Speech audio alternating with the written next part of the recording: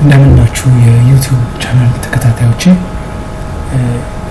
ከዚህ በመቀጠል እቅድ በሚል ርዕስ አንዳንድ ሀሳቦችን እያነሳን እንወያያለን። ከዚህ ቀደም የተቋም እቅድ እንዴት እንደሚዘጋጅና እንዴት እቅዶቻችንን እንደምንመርጥ በተመለከተ ያዘጋጀሁት ቪዲዮ አለ። እሱን መመልከት ትችላላችሁ። ለዛሬ ግን እቅድ ቀደም ብሎ ከተዘጋጀው ቪዲዮ ጥልቅ የሆኑ ሀሳቦችን እንደዚሁ ያነሳን በስፋት የምንመለከተው ይሆናል ማለት ነው። እቅድ ማውጣትና እንደዚሁ ውሳኔ መስጠት ነው የሚለው ርዕሱ። ያው ምን ጊዜም እቅድ ስናቅድ የተሻለው እቅድ ስማርት በሆነ መንገድ እቅዱን ለማዘጋጀት ውሳኔዎችን መስጠት ያስፈልጋል ማለት ነው። የትኛው እቅድ እንደ እቅድ ቢያዝና ወደ ስራ ቢገባ ውጤታማ ሊሆን ይችላል የሚለው እንደዚሁም ፊሲብል የሆነውን እቅድ እንደዚሁም ደግሞ አቺቨብል የሆነውን ስፔሲፊክ የሆነ እንደዚሁም ሬሌቫንት ከሬሌቫንሲ አንፃር ሬሌቫንት የሆነውን ሜዠረብል የሆነውን እቅድ ማውጣት እጅግ ወሳኝ ስለሆነ እነዚህ ነገሮች ለመወሰን ያስፈልጋል ማለት ነው። በመጀመሪያ ደረጃ እቅድ ማውጣትና ውሳኔ መስጠት ለማንኛውም ድርጅት ስኬት መሰረታዊ የሆኑ ተግባራት ናቸው ማለት ነው። በመጀመሪያ አንድ ተቋም ቀድሞ ሊያከናውናቸው ከሚገቡ ነገሮች አንዱ እቅድ ማዘጋጀት ነው። እቅድ ካልተዘጋጀ ምንም አይነት ስራ ሊከናወን አይችልም። ቢከናወን እንኳን መከናወኑን የምናረጋግጥበት ምንም አይነት መለኪያ መስፈርት ስለማይኖረን እየሰራነው ካልሰራነው መስራት ያለብን ከመስራት ከሌለብን ነገር ለመለየት እንቸገራለን ማለት ነው። ስለዚህ በመጀመሪያ ደረጃ ማንኛውም ስራ ከመጀመሩ በፊት እቅድ ያስፈልጋል ማለት ነው። እንደ ግለሰብም እንደ ተቋምም ስንመለከተው እቅድ እጅግ ወሳኝ የሆነ የአንድ ማኔጅመንት ወይም የአንድ ጉዳይ ለማስፈጸም የሚከናወን ድርጊት የመነሻ ነው ማለት ነው። እቅድ ማውጣት ለምን ይጠቅመናል ካልን እስኪ የተወሰኑትን እቅድ በማውጣት ልናገኛቸው የምንችላቸው ጠቀሜታዎችን እንመልከት። አንደኛ ምርታማነትን ይጨምርልናል። እቅድ የምናወጣ ከሆነ ፕሮዳክቲቪቲያችን እቅድ ሳናወጣ ከምንሰራው ስራ ይልቅ በጣም ከፍተኛ የሆነ ምርታማነት እንዲኖር ያደርጋል ማለት ነው። እቅድ ሲኖር ምን መደረግ እንዳለበት በግልጽ ስለሚታወቅ ጊዜና ግብአት በከንቱ አይባክንም። ይህም ውጤታማነትን ያሳድጋል ማለት ነው። በተለይ እቅድን ለማከናወን የምንጠቀምባቸው የተለያዩ ግብአቶች ይኖራሉ። እነዛ ግብአቶች ጊዜ ሊሆን ይችላል፣ በጀት ሊሆን ይችላል፣ ሂውማን ሪሶርስ ሊሆን ይችላል። የተለያዩ ሪሶርሶችን እንጠቀማለን። እነዚህ ሪሶርሶች ታንጀብል ኢንታንጀብልም ሊሆን ይችላሉ። ነገር ግን በአግባቡ መጠቀማችንን እርግጠኞች የምንሆነው እቅድ አውጥተን በእቅድ ውስጥ በተወሰኑ ጊዜያት መከናወን ሲችል ነው ማለት ነው። ለምሳሌ አንድ ሶፍትዌር ካምፓኒ ብንመለከት አንድን ስራ ለመስራት የተለያዩ የስራ ክፍፍሎችን ያደርጋል። አንዱ የሚሰራው ስራ ይኖራል፣ ሌላው እንደዚሁ የሚሰራው ስራ ይኖራል። እነዚህ ስራዎች አንድ ላይ መተው ወደ አንድ ሲስተም ወይንም ስርዓት ሆነው ዝግጁ ይሆናሉ ማለት ነው ለስራ። የሚሆንበት ዋናው ምክንያት ምንድነው? ሁሉም የራሱን ስፔሲፊክ የሆነ የተሰጠውን ስራ በእቅድ ማከናወን በመቻሉ ነው ማለት ነው። ስለዚህ ይህ በማይሆንበት ሁኔታ ላይ ስራው በአግባቡ ሊከናወን አይችልም። አንዱ የሰራው ሌላ ሰው ደግሞ ሊሰራው ይችላል። ሌላው በምን መልኩ እየሰራው እንደሆነ የማይታወቅ ከሆነ ምንም አይነት ኮምፓቲቢሊቲ አይኖርም። ስለዚህ አንድ ላይ ኢንተግሬት አድርጎ ሲስተሙ ወደ አንድ ስርዓት ለማምጣት እጅግ አስቸጋሪ ይሆናል ማለት ነው። ስለዚህ ሁሉም ግን በእቅድና በመርህ የሚሰራ ከሆነ ውጤታማ ሊሆን እንደሚችል እርግጠኞች መሆን እንችላለን ማለት ነው። ስለዚህ አንዱ ምርታማነት ነው። ሁለተኛ እርካታንና የስራ ተነሳሽነትን ያሳድጋል። increased satisfaction and morale ይህን ስንል ምንድነው? እቅድ በመናቀድበት ጊዜ ያንን እቅድ ከፊታችን ያለ መከናወን ያለበት ስራ እንደመሆኑ ሁልጊዜም ያንን ስራ አኮምፕሊሽ ለማድረግ ዝግጁ እንሆናለን ማለት ነው። ያ ደግሞ ምን ይፈጥራልናል? ተነሳሽነትን ይፈጥራል። ተነሳሽነት ካለ ደግሞ ስራው ይሰራል፣ በጊዜ ይከናወናል። ከተከናወነም በኋላ ደግሞ ምን ያህል ተከናወነ ምን ያህል አልተከናወነም የሚለውን በቀላሉ ማወቅ ስለምንችል ያም በራሱ አንድ ቤኔፊት ነው ማለት ነው። ከእቅድ የምናገኘው ሜዠረብል ነው ማለት ነው። ሰራተኞች የሚጠበቅባቸውን ግብና የሚሄዱበትን መንገድ ሲያውቁ በራሳቸው የመተማመን መንፈስ ይጨምራል። ይህም ለስራቸው ያላቸውን ፍቅር ያሳድጋል ማለት ነው። ስለዚህ እቅድ ካለ ያለምንም ጥርጥር እዛ ላይ የሚሳተፉ ባለሙያዎች ከፍተኛ የሆነ ተነሳሽነት ይኖራቸዋል፣ በራሳቸው ይተማመናሉ። ምክንያቱም ምን መስራት እንዳለባቸው ኦልሬዲ ስፔሲፋይድ የሆነ ነገር ስለሆነ ያንን ነገር ለማከናወን ዝግጁ ይሆናሉ ማለት ነው። ለምሳሌ አንድ ሰራተኛ በወሩ መጨረሻ ምን ውጤት ማምጣት እንዳለበት በግልጽ ካወቀና ያንን ግብ በስኬት ካጠናቀቀ ከፍተኛ የሆነ የስራ ተነሳሽነትና ትጋት እንዲኖረው ያደርጋል ማለት ነው። ስለዚህ ኮንቲኒቲ ያለው ነው ማለት ነው እቅድ። ምክንያቱም ተጠናቆ ሲያበቃ የሚፈጥረው ደግሞ የራሱ የሆነ እርካታ አለ። ያ እርካታ ወደ ሌሎች ስራዎች እንደዚሁ በተመሳሳይ ሞራል እንድንጓዝ ያደርጋል ማለት ነው። ሌላው ድንገተኛ ችግሮችን የመከላከል አቅምን ይፈጥራል። ኦቨርካሚንግ ዘ ፋየር ፋይቲንግ ሞድ። አንዳንዴ እቅዶች ካሌሉ በአመቱ መጨረሻ ሊሆን ይችላል፣ ወይም ደግሞ ለምሳሌ አንድ ተማሪን ብንወስድ ፈተና ሲደርስ ሊሆን ይችላል። ከፍተኛ የሆነ ጥድፊያ ውስጥ መግባቱ አይቀርም ማለት ነው። ምክንያቱም ኦልሬዲ ደርሷል ጊዜው። ስለዚህ ምንም ነገር ለማድረግ አልተዘጋጀም ወይም ሲዘጋጅ አልነበረም። ስለዚህ ያ ጊዜ ሲደርስ ከባድ የሆነ ዲስኦርጋናይዝድ የሆነ ስሜት ውስጥ ነው የሚገባው። ምክንያቱም ምንም አይነት ዝግጅትና እቅድ ስላልነበረው ማለት ነው። ስለዚህ በተመሳሳይ መልኩ በስራም ላይ ያቀድነውን ስራ ሳናከናውን ስንቀር፣ እንደዚሁም ደግሞ ምንም አይነት እቅድ ሳይኖረን ሲቀር ከፍተኛ የሆነ ጥድፊያ ውስጥ መግባታችን የማይቀር ነው ማለት ነው። ስለዚህ እቅድ ይህንንም ያስቀርልናል ማለት ነው። ፋየር ፋይቲንግ ሞድ ውስጥ አንገባም። ስለዚህ ይሄ በራሱ የአንድ የእቅድ ጠቀሜታ ነው ማለት ነው። ፋየር ፋይቲንግ ሞድ ማለት ችግር እስኪፈጠር ጠብቆ ለመፍታት መሯሯጥ ማለት ሲሆን፣ እቅድ ካለ ግን ሊመጡ የሚችሉ ችግሮችን አስቀድሞ በመተንበይ ዝግጁ መሆን ይቻላል ማለት ነው።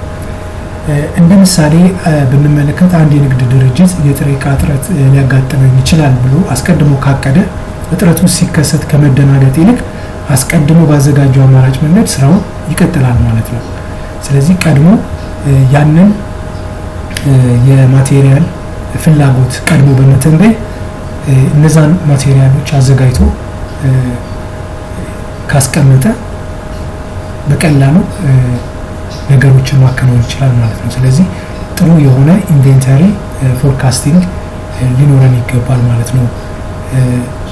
ምርት ላይ ከሆነ ያለ ነው።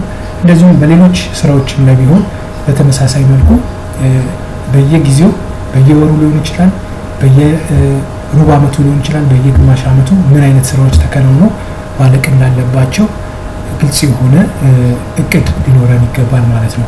ሌላው ለአእምሮ ጤና አስተዋጽኦ ያደርጋል። ኮንትሪቢዩሽን ፎር ሜንታል ሄልዝ። ያው ቅድም ከተመለከትነው በሶስተኛነት ካየነው የፋየር ፋይቲንግ ሞድ ከፍተኛ የሆነ ስትረስ የሚፈጥር ነገር ነው። ምክንያቱም አንድ ስራ ሳይጠናቀቅ ሲቀር የሚፈጥረው ጭንቀት ይኖራል። ስለዚህ ከዛ ጭንቀት ራሳችንን ለመጠበቅ ይጠቅመናል ማለት ነው። የአእምሮ ጤናን የሚያጎናጽፈን እቅድ ኖረን በእቅድ ነገሮችን ስናከናውን ነው። እቅድ ማውጣት ግራ መጋባትና ጭንቀትን እቅድ ግን ሲኖር በቀላሉ ስራዎቻችንን ማከናወን እንችላለን። እንደዚሁም ስጋት አይኖርብንም። ይህም የተረጋጋ የስራ መንፈስ እንዲኖረን ያደርጋል ማለት ነው። ምሳሌ ብንመለከት የስራ ዝርዝርን ለምሳሌ ቱዱ ሊስት አስቀድሞ ማዘጋጀት በስራ መደራረብ የሚመጣን ጭንቀት በመቀነስ አእምሮ በረጋ ሁኔታ ስራውን እንዲያከናውን ይረዳዋል ማለት ነው። ስለዚህ ይሄ ከፍተኛ የሆነ ስትረስን ማኔጅ እንድናደርግ አቅም ይፈጥርልናል። ሌላው የተሻለ ቁጥጥር ዘዴዎችንም ለመተግበር ይረዳል። ምክንያቱም እቅድ ካቀደን ኦልሬዲ ማከናወን ያለብን ነገሮች ምን እንደሆኑ እናውቃለን። ስለዚህ እነዚህ ነገሮች ደግሞ ምን እንደሆኑ ካወቅን በቀላሉ ሜዠር ልናደርጋቸው እንችላለን። ምን ያህል ፐርሰንቶቹን አጠናቀናል፣ ምን ያህል ፐርሰንት ይቀረናል፣ በምን ፍጥነት ብናሻሽል ወደ እቅዳችን ወደ ግባችን እንደርሳለን ብለን ልናቀድ እንችላለን ማለት ነው። ቁጥጥር የሚደረገው በእቅድ ላይ ተመስርቶ ነው። እቅድ ከሌለ ስራው በትክክለኛው መንገድ እየሄደ መሆኑን ለማወቅ አስቸጋሪ ነው። ምንም አይነት እቅድ በሌለበት ሁኔታ የተከናወኑ ስራዎችን ማወቅ አንችልም። የተከናወኑ ስራዎችን ማወቅ የምንችለው ቀድሞ የታቀደ ነገር ሲኖር ነው ማለት ነው። እንደ ምሳሌ ብንመለከት አንድ ድርጅት በወር 100 ምርቶችን ለማምረት ካቀደ በወሩ መጨረሻ ምርቱ 80 ብቻ ከሆነ እቅዱን እንደ መለኪያ በመጠቀም የት ጋር ስህተት እንደተፈጠረ በቀላሉ መቆጣጠር ይችላል ማለት ነው። ስለዚህ 100 አቅደን ኦልሬዲ 80ዎቹን ካከናወንን ኦልሬዲ 80% አከናውነናል ማለት ነው። ነገር ግን 20%ስ በምን ምክንያት ነው ያልተከናወነው የሚለውን እንደዚህ ምክንያቱም ለማወቅና የበለጠ ምርታማነታችንን ውጤታማነታችንን ለማሻሻል እንችላለን ማለት ነው። ከዚህ በመቀጠል ደግሞ የእቅድ አይነቶችን እንመለከታለን። የተለያዩ አይነት እቅዶች አሉ እንደየ ደረጃቸው ማለት ነው። በስራ ክንውን ላይ የትኛው የመዋቅር ላይ ያሉ ባለሙያዎች ናቸው ጉዳዩ የሚመለከታቸው በሚለው እቅዶችን እንደሚከተለው እንመለከታቸዋለን። ስትራቴጂካዊ እቅድ የምንለው አለ። ስትራቴጂካዊ እቅድ የምንለው በተቋም ከፍተኛ ደረጃ ላይ የምናገኘው የእቅድ አይነት ነው። ይህም እቅድ ምንድነው? በዋናነት የድርጅቱን ሚሽን፣ ኦብጀክቲቭ እና ጎል መሰረት ያደረገ አንድ ተቋም በ3 ዓመት ሊሆን ይችላል፣ በ5 ዓመት እንደዚሁም በ10 ዓመት የት ቦታ ላይ መድረስ እንደሚፈልግ የሚያቅድበት ሂደት ነው ማለት ነው፣ ወይም ደረጃ ነው። ያንድን ድርጅት ዕጣ ፈንታ የሚወስን የእቅድ አይነት ነው። ብዙውን ጊዜ የረጅም ጊዜ እቅድ ሲሆን ኃላፊነት ባላቸው ከፍተኛ አመራሮች የሚነደፍ ነው ማለት ነው። ስለዚህ እነዚህ እቅዶች በዋነኛነት ኤክስኪዩቲቭ በሆኑ ቦዲዎች አማካኝነት የሚከናወን የእቅድ አይነት ነው ማለት ነው። ዋናውም ተግባሩ ምንድነው? የረጅም ጊዜ እቅድ ማውጣት፣ እንደዚሁም አፈጻጸሙን መከታተል፣ ከተቋሙ ኦብጀክቲቭ ጋር አላይንድ የሆነ እቅድ መሆኑን ማረጋገጥና የተቋሙን ኦብጀክቲቭ መሆኑን የምናውቅበት የምንወስንበት የእቅድ አይነት ነው ማለት ነው። ይህ እቅድ ድርጅቱ በሚቀጥሉት 3 ወይም 5 እንደዚሁም 10 ዓመታት የት መድረስ እንዳለበት አቅጣጫ ያስቀምጣል። ትኩረቱ በድርጅቱ አቅጣጫ፣ ራዕይ፣ ተልዕኮና ዋና ዋና ግቦች ላይ ነው ማለት ነው። እንደ ምሳሌ ብንመለከት አንድ የጨርቃጨርቅ ፋብሪካ በሚቀጥሉት 5 ዓመታት ውስጥ ኤክስፖርት የማድረግ እቅድ ቢያቅድ ይህ እቅድ ስትራቴጂካዊ እቅድ ነው ማለት እንችላለን። ምክንያቱም በረጅም ዓመታት ውስጥ የሚከናወን እቅድ ስለሆነ ማለት ነው።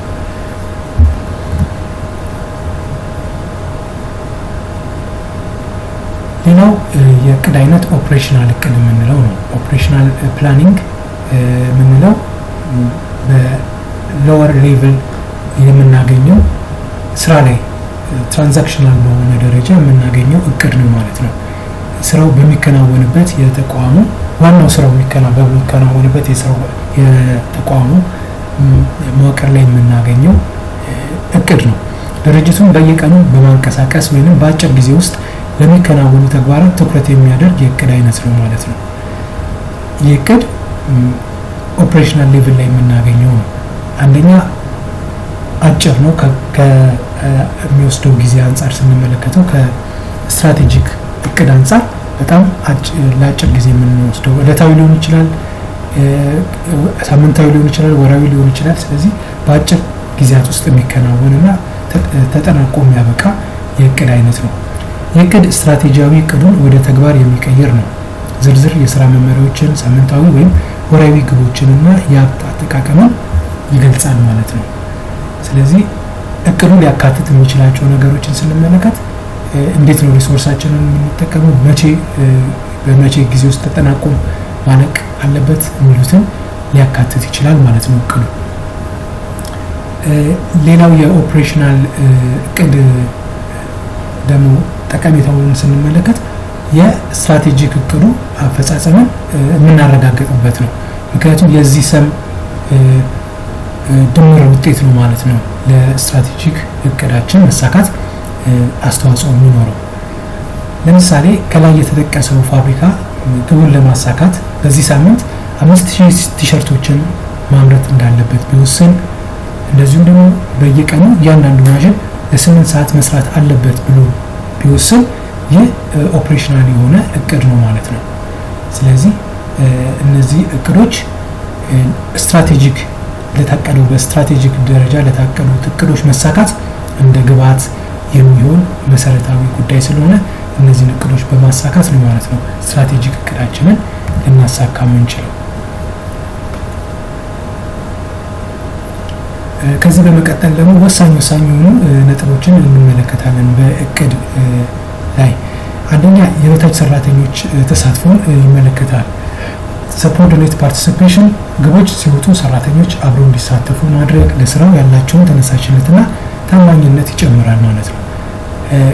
እያንዳንዱ በስራው ላይ የሚሳተፉ ባለሙያዎች በእቅዱ ላይም እንደዚሁ ተሳትፎ ሲኖራቸው ለእቅዱ መሳካት ከፍተኛ የሆነ አስተዋጽኦ ይኖራቸዋል ማለት ነው። ምክንያቱም አንደኛ የእነሱን አቅም ባገናዘበ መልኩ በምን መልኩ እንደሚሰሩት ምን ቢያቅዱ ሊሳካ እና ሊያከናውኑት እንደሚችሉ በዚህ ላይ ውይይት ማድረጉና አሳታፊ በሆነ መልኩ ጉዳዩን እቅዱን ማውጣቱ ከፍተኛ የሆነ ውጤታማ የሆነ የስራ አፈጻጸም እንዲኖር ያለው አስተዋጽኦ ከፍተኛ ነው። ሌላው የተረጋጋ የስራ አካባቢ ነው። ስቴብል ወርክ ኢንቫይሮንመንት እጅግ ወሳኝ ነው። ይህም ስንል ጥሩ የሆነ ኮሚኒኬሽን ሊሆን ይችላል፣ ጥሩ የሆነ ወርኪንግ ኢንቫይሮንመንት ኢንሰንቲቭ ሊሆን ይችላል። እነዚህ ሁሉ በተሟሉበት ሁኔታ የሚታቀድ እቅድ ግቡን እንደሚመታ እርግጠኞች መሆን እንችላለን። ግቦች ውጤታማ የሚሆኑት ባልተዘበራረቀና ምቹ በሆነ የስራ ሁኔታ ውስጥ ሲቀረጹ ነው ማለት ነው። ስለዚህ እቅዱ ሲወጣ ጥሩ ተግባቦት ካለ፣ ጥሩ ኮሚኒኬሽን ካለ በአማንግ ወርከርስ የተሻለ ውጤት ለማምጣት ይቻላል ማለት ነው። ዝርዝር መረጃዎችን መያዝ ስፔሲፋይ who, what, when and how the work is going to be accomplished የሚለውን በማን እንዴት ምን የሚሉትን ጥያቄዎች በመመለስ መቼ የሚሉትን ጥያቄዎች በመመለስ ኖር ዝርዝር የሆኑ እቅዶችን ማውጣት ለእቅዱ ስኬታማነት ወሳኝ የሆነ ሚና ይኖረዋል ማለት ነው።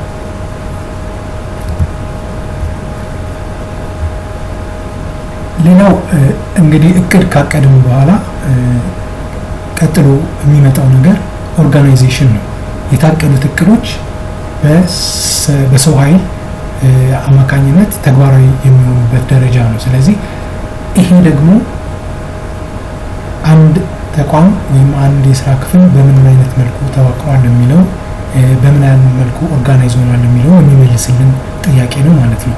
ኦርጋናይዜሽን የምንለው ኦርጋናይዚንግ እያንዳንዱ ስራ የሚያከናውኑትን ሰዎች በቡድን ሊሆን ይችላል፣ በግለሰብ ደረጃ ሊሆን ይችላል፣ ኦርጋናይዝ የምናደርግበት እና ወደ እቅዱን ወደ ተግባር የምንቀይርበት ደረጃ ኦርጋናይዚንግ እንለዋለን። ግብን ለመምታት ማደራጀት፣ የታቀዱትን ዓላማዎች ውጤታማ በሆነ መንገድ ለመፈጸም የሰው ኃይልና ሀብትን በስርዓት የማዋቀር ሂደት ነው ማለት ነው። ስለዚህ የሰው ኃይልን እንደዚሁም ደግሞ ሪሶርሶችን አቀናጅተን ወደ እቅዱ አፈጻጸም የምንሄድበት ኦርጋናይዚንግ እንለዋለን።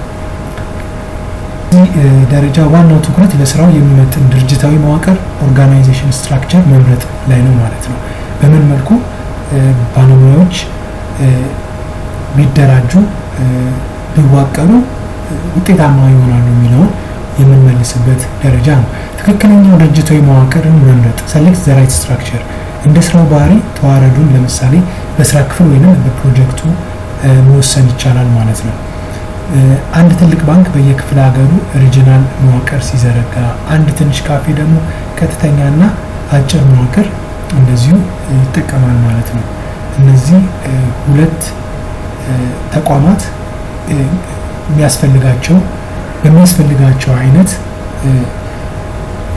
የሰው ኃይልንና እንደዚሁ ሪሶርሶችን ያዋቅራሉ ማለት ነው። ነገር ግን ሁለቱም የተለያዩ እንደመሆናቸው የተለያዩ ተቋማት እንደመሆናቸው የሚያስፈልጋቸው ነገር እንደዚሁ ይለያያል። የሚያስፈልጋቸው ነገር በሚያስፈልጋቸው ልክ ይዋቀራሉ ማለት ነው። ሌላው ብቁ የሆኑ ሰዎችን በቁልፍ ቦታዎች ላይ መመደብ እንደዚሁ ወሳኝ ነው። putting competent people in key spots ትክክለኛው ሰው በትክክለኛው ቦታ right person for the right job ማስቀመጥ ጥሩ ነው። ምክንያቱም ይህም ሲባል እንደየስራ ጸባዩ እንደሚፈለገው አይነት የእውቀትና የክህሎት ሪኳየርመንት በተገቢው መልኩ ማደራጀቱ ለውጤታማነቱ ያለው አስተዋጽኦ ከፍተኛ ስለሆነ ባለሙያዎችን በማቀናጀት ሊሆን ይችላል። እንደዚሁም በቦታው ላይ ኮምፒተንት የሆነ ሰውን በመመደብ ስራው በአግባቡ እንዲከናወን በማድረግ ውጤታማ የሆነ ስራ እንዲሰራ ማድረግ ይቻላል። የፋይናንስ ክፍሉን በሂሳብ አያያዝ የተመረቀና ልምድ ያለው ባለሙያ እንዲመራው ማድረግ። ለምሳሌ አንዱ ምሳሌ ሊሆን ይችላል። ፋይናንስ ሪሌትድ የሆኑ ጉዳዮች ላይ ሞር በፋይናንስ ላይ የተመረቀ ባለሙያ በሚሆንበት ጊዜ ሞር የተሻለ የስራ ክንውን ሊኖር ይችላል ማለት ነው። በሚቻልበት ጊዜ ኃላፊነት መስጠት ደግሞ እንደዚሁ ሌላው የማደራጀት ስራ ተግባር ነው ማለት ነው። ዴሊጌቲንግ ራይት ፐርሰን ሰዎችን በትክክለኛው ቦታ ላይ መወከልና ስራውን እንዲሰሩ ማድረግ ማለት ነው።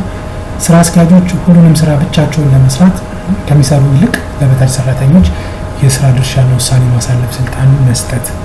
ይህም ሲባል ሰው በሚችለው አቅም የሚሰራውን ስራ እንዲሰራው ኃላፊነት መስጠት ጆብ ኢንሪችመንት የምንለው ማለት ነው። ኃላፊነትን በመስጠት እንደዚሁም ጆብ ኢንላርጅመንት ስራውን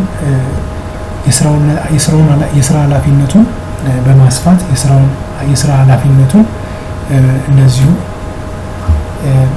በማሳደግ የበልጥ ኃላፊነት ያለበት ስራ እንዲሰራ በማድረግ እንደዚሁም ደግሞ ኃላፊው በማይኖርበት ጊዜ ስራው እንዳይስተጓጎል ከማድረግ አንፃር ያለው አስተዋጽኦ ከፍተኛ በመሆኑ ከዚህም አንፃር ዴሊጌሽን በጣም ወሳኝ ነው ማለት ነው።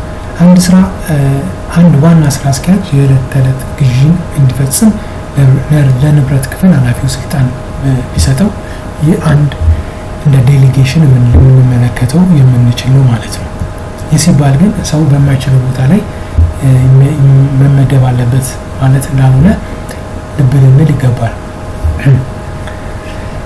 ሌላው ተመጣጣኝ የቁጥጥር ስፋትን መጠቀም ወሳኝ ነው። ይህም ስንል አንድ ባለሙያ ስር የሚገኙ ሌሎች ሰፖርዲኔቶች በሰፉ ቁጥር ለኮንትሮል አይመችም። ስለዚህ ውስን በሆነ ከ5 እስከ 8 ያሉ ባለሙያዎች እንዲሆኑ ይመከራል። እነዚህ በሚሆኑበት ጊዜ በቀላሉ ለመቆጣጠር ይቻላል። አዘርዋይስ ግን በጣም በበዙ ቁጥር ለቁጥጥር ስለማይመች ስፓን ኦፍ ኮንትሮሉ በበዛ ቁጥር አማኔጀብል ይሆናል ማለት ነው። አንድ መሪ ሲቆጣጠራቸውና ሊመራቸው የሚችላቸውን ተመጣጣኝ የሰራተኞች ብዛት መወሰን ተመጣጣኝ የቁጥጥር ስፋት የምንለው ነው። አንድ ሱፐርቫይዘር ከ5 እስከ 8 ሰራተኞችን እንዲከታተል ማድረግ ከ20 እና እንደዚሁም ከ20 በላይ የሆኑ ቁጥር ያላቸውን ባለሙያዎች ከመቆጣጠር ሞር 5 እና 8 በሚሆኑበት ጊዜ ሞር ማኔጀብል ይሆናሉ ማለት ነው።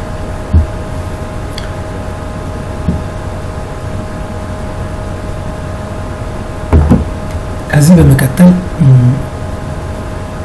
በግብ ላይ የተመሰረተ ማኔጅመንት ወይንም ማኔጅመንት ባይ ኦብጀክቲቭ ስለሚባለው የማኔጅመንት ኮንሰፕት በተወሰነ መልኩ ዲስከስ እናደርጋለን። ግለሰቦች እና ድርጅቶች የበለጠ ምርታማ እንዲሆኑ ለማገዝ በስርዓት ግብር የመቅረጽና የማቀድ ሂደት ነው። ስለዚህ አንድ ስራ የሚከናወን አንድ እቅድ መታቀድ እንዳለበት ቅድም ተነጋግረናል፣ ተወያይተናል። በዚህ ሀሳብ መሰረት እቅዶችን ወይንም የአንድን የስራ ክንውን ስኬት በታቀደው እቅድ ልክ የመመዘንና እርግጠኞች የምንሆንበት ስራው በትክክል መሰራቱን እርግጠኞች የምንሆንበት ሂደት ነው ማለት ነው። ማኔጅመንት ባይ ኦብጀክቲቭ ውስጥ ግቦች የሚቀረጹት በመሪው ብቻ ሳይሆን በመሪውና በሰራተኛው የጋራ ስምምነት ነው። ይህም ሰራተኛው ለስራው ባለቤትነት እንዲሰማው ያደርጋል። ይህም አንዱ የፕላኒንግ ፕሪንሲፕል ነው። to participate workers and experts and subordinates on the planning process እጅግ ወሳኝ የሆነ ዋጋ እንዳለው ተመልክተናል። ይህም ስንል በተሳተፉበት የስራ የቅድ ላይ የበለጠ ውጤታማ ስራ ማከናወን ይችላሉ። ምክንያቱም እነሱም ራሳቸው ኢንቮልቭድ ሆነው ያቀዱት እቅድ እንደመሆኑ የተሻለ የስራ ክንውን እንዲኖር የሚቻላቸውን ያደርጋሉ ማለት ነው። ለዛም አንደኛ እርግጠኝነት ይሰማቸዋል፣ በራስ መተማመን ይሰማቸዋል። at the same time motivated ይሆናሉ ያንን ነገር ለማከናወን። ስለዚህ ከዛ አንፃር ያለው አስተዋጽኦ ከፍተኛ ነው። ምሳሌ ብንመለከት አንድ ሽያጭ ሰራተኛ ከኃላፊው ጋር ተወያይቶ በዚህ ወር 50 ደንበኞችን አገኛለሁ ብሎ ቢስማማና ውጤቱም በዚያው ቢለካ ያ ምንድነው ማለት ነው? ማኔጅመንት ባይ ኦብጀክቲቭ እንለዋለን። ምክንያቱም እሱ ራሱ አምኖበት ያቀደው እቅድ እንደመሆኑ ያንን እቅድ ለማሳካት ከፍተኛ የሆነ ተነሳሽነትና ከፍተኛ አፈጻጸም ይኖራል ማለት ነው። በግብ ላይ የተመሰረተ ማኔጅመንት 6 ደረጃዎች አሉት ሲሆን እነዚህም ደረጃዎች አንድን ድርጅት ከላይ እስከ ታች ባሉት መዋቅር በቅንጅት እንዲራመድ ያስችሉታል ማለት ነው። ስለዚህ እነዚህ 6 ደረጃዎች ምንድናቸው የሚሉትን እያንዳንዱን እንደሚከተለው እንመለከታለን። አንደኛ የድርጅቱን አጠቃላይ ግቦች መወሰን ነው። establishing organizational goals ይህም የመጀመሪያው ደረጃ ነው። አጠቃላይ የኤምቢኦ or management by objective ሂደቱን ለማስጀመር ታስቦ የሚቀረጽ ነው። ብዙ ጊዜ ሰፊና አንዳንድ ጊዜም የፍልስፍና መልክ ያለው ራዕይን መሰረት ያደረገ ሊሆን ይችላል ማለት ነው። ስለዚህ ኦብጀክቲቭን ሚሽንን ያካተተ ነው። ማኔጅመንት ባይ ኦብጀክቲቭ ስንል ድርጅቱ በአጠቃላይ የት መድረስ እንደሚፈልግ የሚቀመጥበት ደረጃ ነው ማለት ነው። ስለዚህ ጎል፣ ሚሽን፣ ኦብጀክቲቭ የምንለይበት ደረጃ የመጀመሪያው ደረጃ ነው። ለምሳሌ በአገሪቱ ውስጥ ጥራት ያለው የትምህርት ግብዓት በማቅረብ ቀዳሚ ድርጅት መሆን የሚለው የመጀመሪያው እቅድ ሊሆን ይችላል ማለት ነው ለአንድ ተቋም። ሁለተኛ የስራ ክፍሎችን አላማዎች መወሰን ነው። ይህም ስንል የእያንዳንዱ የስራ ክፍል ቅድም እንዳልነው አንድ ስራ በኦፕሬሽናል ሌቭል በሚከናወን የስራ ክንውን ላይ ውጤታማ እንደሚሆን ተመልክተናል። ስለዚህ ይህም ደረጃ የስራ ክፍሎች ላይ ትኩረት የሚያደርግ ነው። ስታብሊሽንግ ዩኒት ኦብጀክቲቭስ ማለት ነው። በከፍተኛ አመራሩ የተቀመጡትን አጠቃላይ ግቦች ለማሳካት ታስቦ የሚዘጋጅ ነው ማለት ነው። ስለዚህ ይሄ የሚፈጥረው ኦርጋናይዜሽን ነው። ኦርጋናይዜሽን ቅድም ያየነው ፕሮሰስ የእያንዳንዱን የስራ ክፍል ኃላፊነትና ተግባር የሚወሰንበት ደረጃ ነው። እያንዳንዱ የስራ ክፍል ለምሳሌ ፋይናንስ፣ ሽያጭ፣ ምርት ለትልቁ ግብ መሳካት የራሱን ድርሻ የሚለይበት ደረጃ ነው ማለት ነው። ስለዚህ እያንዳንዱ የራሱ የሆነ ተግባር ይኖረዋል። የእያንዳንዱ የስራ ተግባር ድምር ውጤት ደግሞ ለዋናው ግብ መሳካት አይነተኛ የሆነ አስተዋጽኦ ይኖረዋል። ለምሳሌ የሽያጭ ክፍሉ በዚህ ዓመት የሽያጭ መጠናችንን በ15% እናሳድጋለን የሚል ዓላማ ቢይዝ ክፍል በዚህ ዓመት የሽያጭ መጠናችንን በ15% እናሳድጋለን የሚል ዓላማ ቢይዝ ይህ የአንድ የስራ ክፍል እቅድ ነው ማለት ነው። ስለዚህ ይህ በራሱ እንደ እቅድ ሊሆንና ለዋናው ግብ መሳካት የራሱን ድርሻ ይኖረዋል ማለት ነው። በሶስተኛነት የምንመለከተው ከበታች ሰራተኞች የሚቀርቡ የግብ ሀሳቦች ናቸው። ይህም በሶስተኛነት እያንዳንዱ የስራ ክፍል በሚያዘጋጀው እቅድ ውስጥ የሰብኦርዲኔቶች ፓርቲሲፔሽን ወይንም ፕሮፖዛል ወሳኝ የሆነ ሚና ይኖረዋል ማለት ነው። ይህም ሲባል ምንድነው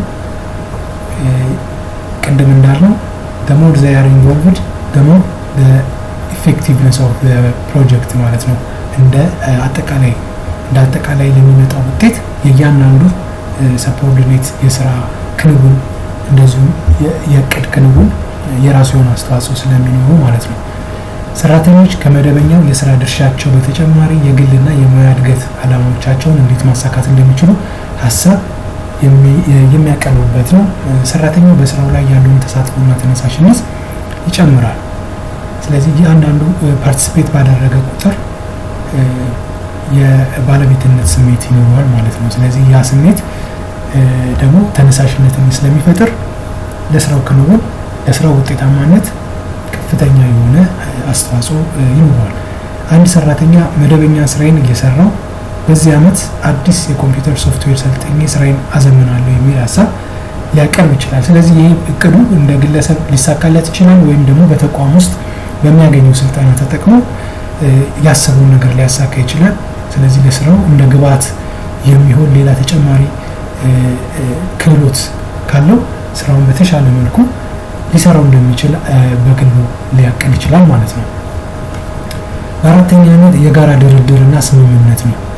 joint negotiation and agreement which means የስራ ተግባቦት የምንለው ኮሚኒኬሽን የምንለው በአራተኛነት ለአንድ MBO or management by objective ለሚባለው የስራ ክንውን ወይም ደግሞ ግብ ተኮር የሆነ ማኔጅመንት ወይም አስተዳደር ትልቅ ሚና ያለው ነው ማለት ነው፣ ወይም ጠቀሜታ ያለው ነው። ስራ አስኪያጆች እና ሰራተኞች በሰራተኛው የቀረቡትን ግቦች መርምረው የሚስማሙበትን ወይም ድርድር የሚያደርጉበት ደረጃ ነው ማለት ነው። ስለዚህ የትኛው ይለፍ የትኛው ይውደቅ ልክ አንድን እቅድ በስማርት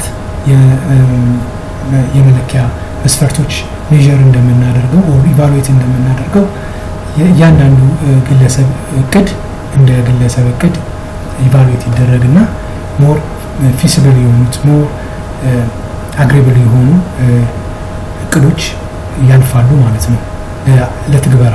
ግቦቹ ከድርጅቱ አቅምና ፍላጎት ጋር የተጣጣሙ መሆናቸውን በውይይት ማረጋገጥ ነው። ስለዚህ what is the plans alignment with the organization's objective የሚሉትን ጉዳዮች ኢቫሉዌት ማድረግ ሊሆን ይችላል።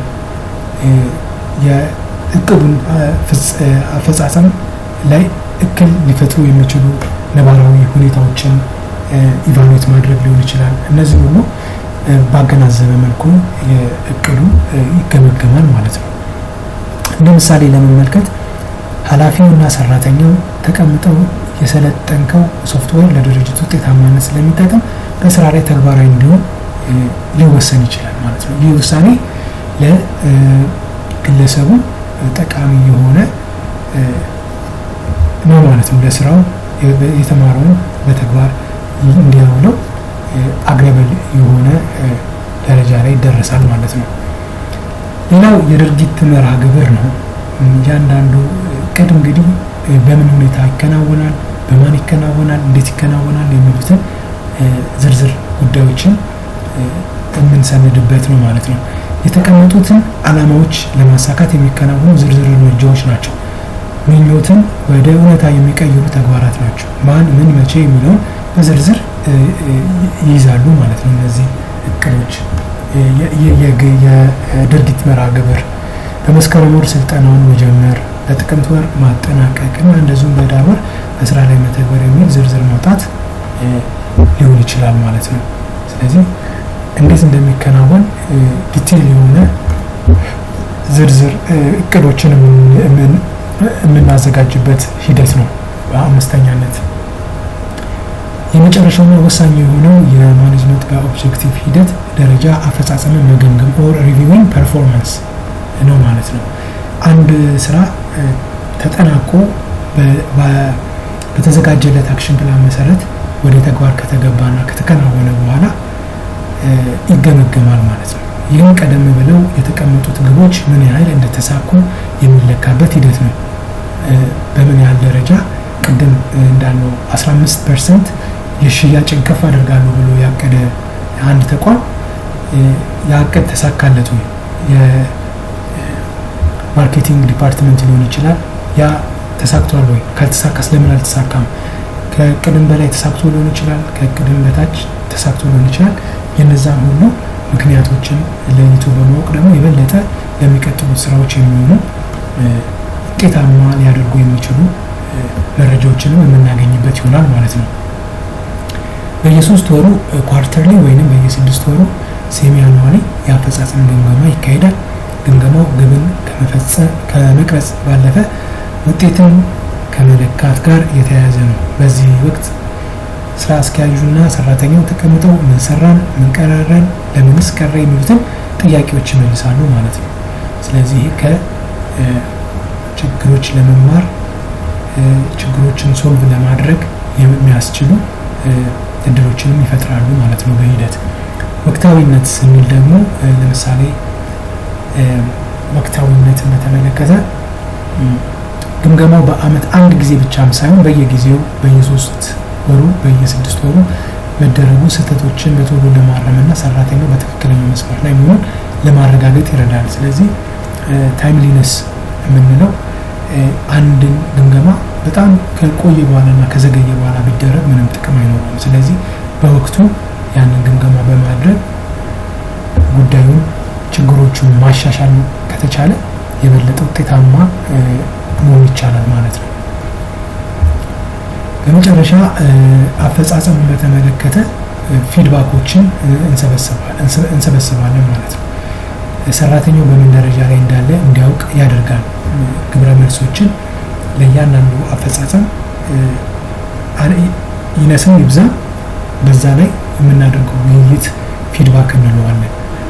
ጥሩዎቹን በማወደስ መጥፎቹን ደግሞ እንደዚሁ በመንቀፍ ለአንደር ፐርፎርማንስ ላስመዘገቡት በተመሳሳይ መልኩ ተገቢውን የሆነ ትችቶችን በማቅረብ ሊሆን ይችላል። የተለያዩ ሀሳቦችን በማቅረብ ምክንያቶችን ካሉት ምክንያቶቹን በመለየት የተሻለ አፈጻጸም ወደፊት እንዲኖር ለማድረግ የሚቻልበትን ሀሳቦችን ሼር የምናደርግበት ነው ማለት ነው። ችግሮችን መለየት፣ ግቦች ያልተሳኩት በሰራተኛው ድክመት ነው ወይንስ በግብአት እጥረት የሚለውን ለመለየት ይረዳል። ሽልማትና ማበረታቻዎች በዚህ ጊዜ ያስፈልጋሉ። ምክንያቱም ኦልሬዲ ጥሩ ፐርፎርማንስ ያላቸውን ስራዎች መወደስና እውቅና መስጠት ያስፈልጋል። ስለዚህ ለነሱ ሪኮግኒሽን መስጠት ወደፊት ሞር የበለጠ ሞቲቬትድ እንዲሆኑ ያደርጋል ማለት ነው። ስለዚህ ከዛ አንፃር ያለው አስተዋጽኦ ከፍተኛ ነው። ለቀጣይ ዕቅድ ዝግጅት ማድረግ ካለፈው ስህተት ተምሮ የሚመጣው ጊዜ ደግሞ የተሻለ ግብ ለመቅረጽ ይረዳል ማለት ነው። አንድ ሽያጭ ሰራተኛ ለምሳሌ በ6 ወር ውስጥ 50 አዳዲስ ደንበኞችን ለማግኘት አቅዶ ነበር እንበል። በዚህ እቅድ ውስጥ እንግዲህ ማኔጅመንት ባይ ኦብጀክቲቭን ስንመለከት የስራችንን ውጤትና ስኬት የምንለካው በምናስመዘግበው ካቀድነው እቅድ አንፃር በምናስመዘግበው ፐርፎርማንስ ነው። ለምሳሌ ውጤቱ 40 ቢሆን በውይይት ላይ ሊነሱ ከሚችሉ ነገሮች አንዱ ለምን 10 ደንበኞች ብቻ ጎደሉ የሚለው እንደ አንድ ጥያቄ ሆኖ ሊነሳ የሚችል ይሆናል።